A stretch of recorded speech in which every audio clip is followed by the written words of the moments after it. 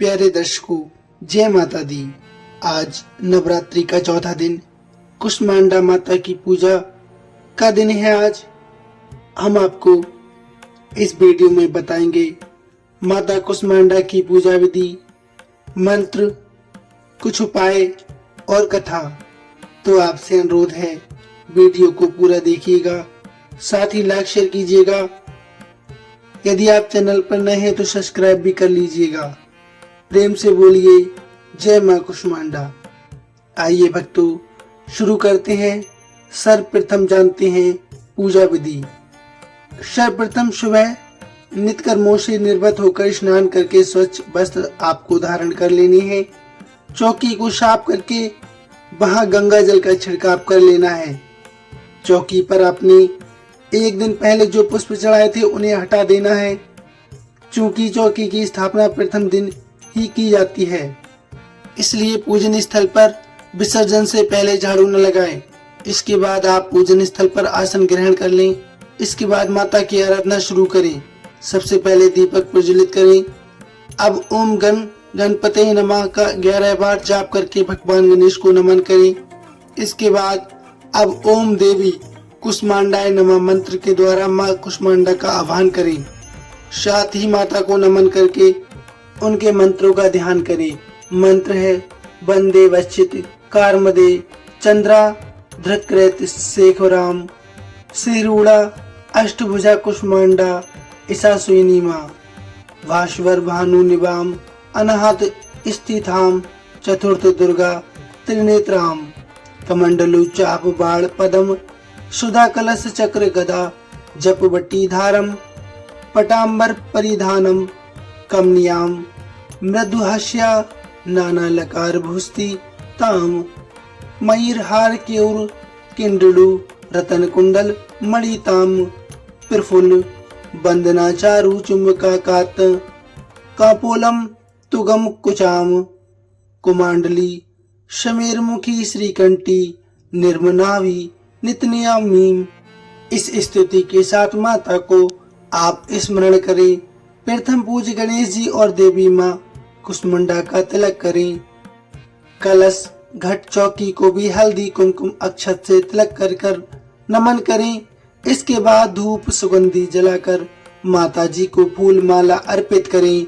आप देवी जी को लाल और पीले पुष्प अर्पित कर सकते हैं। पुष्प चढ़ाते समय आप माता का निर्वहन कर सकते हैं। ओम एम ह्रीम क्लीम चामुंडाय विचय का यथाशक्ति अनुसार कम से कम 11-21 बार आप जाप करें। एक धूपदान में उपला जलाकर इस पर लोबान गूगल कपूर या घी डालकर माता को धूप दें और इसके बाद इस धूप को पूरे घर में दिखाएं। कई साधक केवल अष्टमी या नवमी पर हवन करते हैं, वहीं कई साधक इस विधि से धूप जलाकर पूरे 9 दिनों तक साधना करते हैं। आप अपने घर की परंपरा या अपनी इच्छा के अनुसार ये क्रिया कर सकते हैं। अब इस भोग के रूप में मिठाई या फल को अर्पित करें। इसके बाद माता कुष्मांडा की आरती गाएं। इस तरह आपकी पूजा का समापन करें। सबको प्रसाद वितरित करके स्वयं प्रसाद ग्रहण करें। इस नवरात्रि में माँ दुर्गा के साथ ही माता के 9 रूपों को उनके दिन अनुसार पूजन से माता आपकी हर मनोकामना पूरी करती है और पूरे वर्ष आपको माँ आद्या शक्ति का आशीर्वाद प्राप्त होता रहता है। आइए अब सुनते हैं माँ कुष्मांडा की कथा। हम सब जानते हैं नवरात्रि के चौथे दिन माँ कुष्मांडा को पूजा जाता है। उनकी मंद हल्की हंसी के द्वारा अंड यानी ब्रह्मांड को उत्पन्न करने के कारण इस देवी को कुष्मांडा नाम से आह्वान किया जाता है। जब सृष्टि नहीं थी, चारों तरफ अंधकार ही अंधकार था, तब इसी देवी ने अर्थात ईशत हास्य से ब्रह्मांड की रचना की थी। इसलिए इसे सृष्टि की आदि स्वरूपा या आदि शक्ति कहा गया है। इस देवी की 8 भुजाएं हैं, इसलिए अष्टभुजा कहलाई। इनके 7 हाथों में क्रमशः कमंडल, धनुष, बाण, कमल पुष्प, अमृत पूर्ण कलश, चक्र तथा गदा है। 8वें हाथ में सभी सिद्धियां और निधियों की देने वाली जपमाला है। इस देवी का वाहन सिंह है। इनका वास सूर्य मंडल के भीतर लोक में है।